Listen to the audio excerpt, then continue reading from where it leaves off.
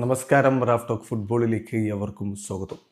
UEFA champions ലീഗിലെ ഇന്ന് Real Madrid AS മൊണാക്കോയുമായിട്ട് കളിക്കുകയാണ്. രാത്രി ഇന്ത്യൻ സമയം 1:30 സാന്റിയാഗോ ബെർണബുവിലാണ് ആ മത്സരം നടക്കുന്നത്.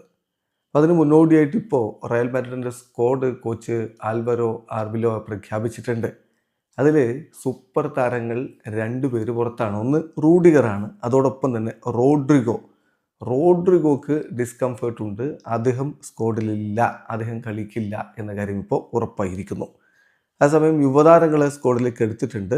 അതായത് പോൾ ഫോർച്യൂണിയെയും അതുപോലെ തന്നെ ഡാനിയൽ മൊസനേറോയെയും മൊണാക്കോക്കെതിരെയുള്ള സ്ക്വാഡിലേക്ക് ഉൾപ്പെടുത്തിയിട്ടുണ്ട്. റയലിൻ്റെ സ്ക്വാഡ് നമ്മൾ നോക്കിയാണ്. ഗോൾ കീപ്പർമാരായിട്ട് കോർട്ടുവ, ല്യൂനിൻ, ഫ്രാൻ ഗോൺസാലസ് എന്നിവരാണുള്ളത്. ഡിഫൻസിൽ Carvajal, Alaba, Asencio, Fran Garcia, Huijsen എന്നിവരുണ്ട്.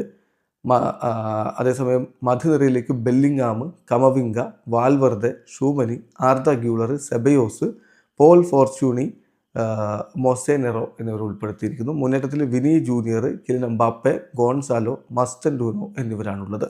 ലഭ്യമാകുന്ന വിവരപ്രകാരം റയൽ മാഡ്രിഡിൻ്റെ മധ്യനിരയിൽ ആർദ ഗ്യൂളർ സ്റ്റാർട്ട് ചെയ്യും എന്നാണ് ലഭ്യമാകുന്ന വിവരം. അദ്ദേഹത്തെ വളരെയധികം വിശ്വാസമർപ്പിക്കുന്നു കോച്ച് ആൽവരോ ആർബിലോവ. ഏതായാലും ഇന്നത്തെ മത്സരം വിജയിക്കുക മാത്രമല്ല, ബെർണാബുവിലെ ആരാധകരുടെ വിശ്വാസം തിരികെ പിടിക്കുക, അത് വളരെ പ്രധാനമാണ് റയൽ മാഡ്രിഡിന്. ഏതായാലും ഇപ്പോൾ യുവേഫ ചാമ്പ്യൻസ് ലീഗിൽ അത്ര ബുദ്ധിമുട്ടേറിയ അവസ്ഥയിലൊന്നുമല്ല. അവർ 7ാം സ്ഥാനത്താണ്. 6 കളികളിൽ നിന്ന് 12 പോയിൻ്റ് ഉണ്ട്.